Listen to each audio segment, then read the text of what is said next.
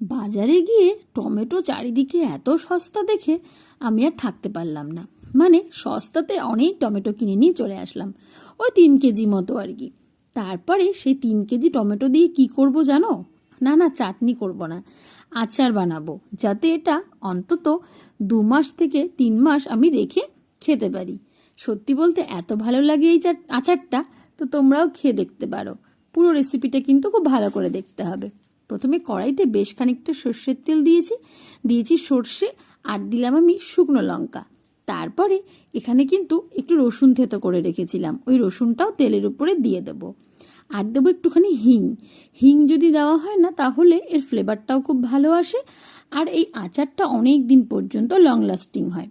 এই আচারটা কিন্তু তোমরা বোতলবন্দি করে, মানে কাঁচের বোতলে ভরে তোমরা বাইরে 1 মাস মতো রাখতে পারবে, আর যদি ফ্রিজে রাখো তাহলে 2 থেকে 3 মাস পর্যন্ত রাখতে পারবে।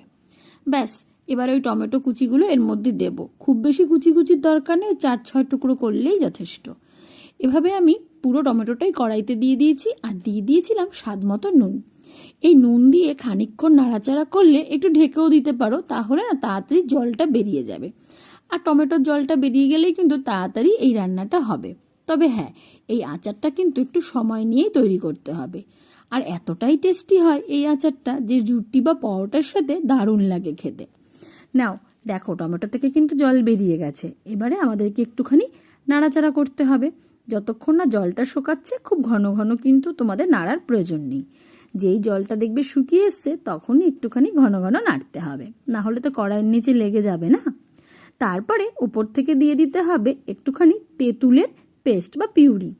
তোমরা যদি তেঁতুল এমনি বাড়িতে তৈরি করে নাও, তেঁতুলের যে পিউরিটা বেরোবে সেটা কিন্তু এর মধ্যে দিয়ে দেবে। আমি প্যাকেটেই দিয়েছিলাম, তো প্যাকেটটা দিয়ে আমি এখানে কিন্তু আবারও এটা সব কিছুর সাথে ভালো করে মিশিয়ে নেব। তো তেঁতুলটা দেওয়াতে কি হয়, এই চাটনিটা বা আচারটা যেটা বলছি সেটা কিন্তু একটু বেশ টকটক মিষ্টি মিষ্টি হয়। আর এখানে একটু ভালো রং, যেহেতু টমেটো রং তো ভালো আছেই, তবে তবু একটুখানি রঙের জন্য আমি দিয়ে দেবো কাশ্মীরি লঙ্কার গুঁড়ো। এতে কোনো ঝালের দরকার হবে না।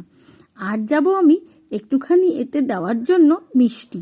মিষ্টিটা কিন্তু খুব জরুরি, না হলে কিন্তু টমেটোর স্বাদটা একদম বেরোবে না। সবটাই বললাম তোমাদের ইচ্ছে মতো, মানে স্বাদ মতো। যদি তোমরা আরও কম দিতে চাও মিষ্টি বা তেঁতুল, এমন হতেই পারে, আর একটু কম দেবে তো দিতেই পারো। তবে এই পরিমাণে দিলে কিন্তু বেশ ভালো লাগে। এই টক মিষ্টি আচারটা অনেক কিছুর সাথে কিন্তু আমরা খেতে পারি। ওই ধরো সকালে রুটি নিয়ে বসলাম, একটুখানি আচার খেলাম, বা গরম ভাতের সাথে মেখে খেতেও কিন্তু দারুণ লাগে। আর ওই যে রসুনের গন্ধ, হিঙের গন্ধ মিশে একটা খুব সুন্দর একটা ফ্লেভার চলে আসে। ব্যাস, তারপরে কি, এই যে চিনি দিয়ে দিচ্ছি। চিনি কিন্তু আমি এখানে সামান্যই দিয়েছিলাম। দিয়ে খুব ভালো করে এবারে নাড়াচাড়া করতে হবে।